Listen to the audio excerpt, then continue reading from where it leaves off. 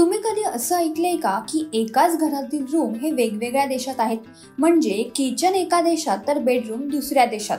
आता तुम्ही म्हणाल की काय वेडेपण आहे, वायफळ बडबड सुरू आहे. पण हे खरं आहे. भारतात असं एक गाव आहे जिथे घरातील किचन एका देशात तर बेडरूम फॉरेन मध्ये. नक्की हे गाव कुठे आहे? चला पाहूयात. या गावाचं नाव आहे लोंगवा गाव. हे नागालँडच्या मोन जिल्ह्यात आहे. हे गाव भारत आणि म्यानमारच्या सीमेवर वसले. तिथली खासियत म्हणजे इथले लोक एका देशात अन्न खातात आणि दुसऱ्या देशात झोपायला जातात. गावातील अनेक घरांची परिस्थिती अशीच आहे की त्यातील एक भाग हा भारतात आहे तर दुसरा भाग हा म्यानमारमध्ये. विशेष म्हणजे इथल्या गावकऱ्यांना सीमा ओलांडण्यासाठी कोणत्याही विजाची गरज नाही आणि ते दोन्ही देशात मनसोक्तपणे फिरू शकतात.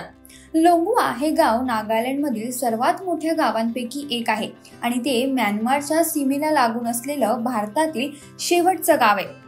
कोनेक आदिवासी येथे राहतात, जे त्यांच्या उग्र स्वभावासाठी ओळखले जातात. हे आदिवासी कधी काळी आपल्या जमिनी आणि कुळाच्या रक्षणासाठी आजूबाजूच्या गावांशी लढायचे. लोंगवा गावातील अनेक लोक हे म्यानमारच्या लष्करातही सामील आहेत.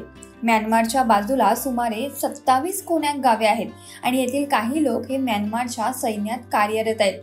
1960च्या दशकांपर्यंत या गावात शिकार करण्याची प्रथा होती.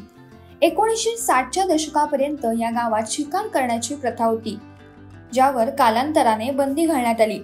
या गावाचं आणखी एक वैशिष्ट्य सांगायचं झाल्यास आजही येथील काही कुटुंबांमध्ये कवटीचे हार घातले जातात. तर या गावातील वंशपरंपरागत प्रमुखाला या 60 बायका आहेत.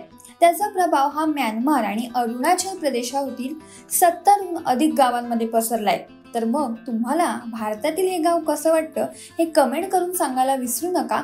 आणि अशाच नवनवीन आणि माहितीपूर्ण व्हिडिओसाठी माय महानगर वाहिनीला जरूर सबस्क्राईब करा.